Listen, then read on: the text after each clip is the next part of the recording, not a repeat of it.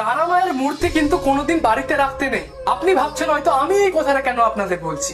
হ্যাঁ, তারা মায়ের মূর্তি কিন্তু কোনোদিনই বাড়িতে রাখতে নেই। কেন রাখতে নেই সেটা শাস্ত্র মতে আপনাদের বোঝাচ্ছি। দেখুন, তারা মা, ছিন্নমস্তা এবং শ্মশানকালী এদের বসবাস কিন্তু শ্মশানে। এদের মূর্তি যদি আপনি বাড়িতে রাখেন তাহলে কিন্তু বাড়িটা শ্মশানে পরিণত হবে, অর্থাৎ আপনার বাড়িতে রোজ ঝুট ঝামেলা, মারামারি, কাটাকাটি লেগে থাকবে। তো আপনি ভাববেন হয়তো আমার বাড়িতে এই মূর্তিটা কি করছে। মনে রাখবেন, এটা হচ্ছে কৃষ্ণকালী, এবং যে কৃষ্ণকালী, বামাকালী, যে মায়ের শান্ত রূপগুলো আছে সেগুলোর মূর্তি আপনি বাড়িতে ইউজ করতে পারেন। কিন্তু তারা মায়ের মূর্তি, ছিন্নমস্তা দেবীর মূর্তি, এইগুলো ডাইরেক্টলি বাড়িতে রাখতে নেই যতক্ষণ না মা নিজে স্বপ্ন দেন। তাহলে তারা মাকে কি বাড়িতে রাখবোই না? না, এটা না।